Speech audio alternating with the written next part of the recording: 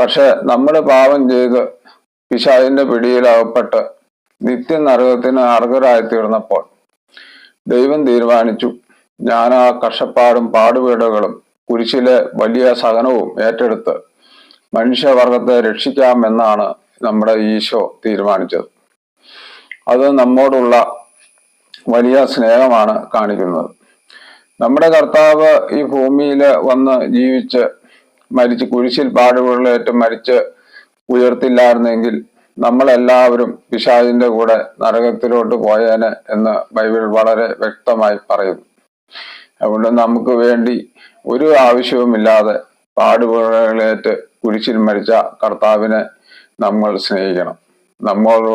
നമ്മളോടുള്ള വലിയ സ്നേഹമാണ് കർത്താവ് കുരിശിൽ കാണിച്ചു തന്നത്. പിന്നെ മറ്റൊരു കാര്യം എന്താണെന്ന് വെച്ചാൽ, കുരിശിൽ അടുത്ത് കടന്ന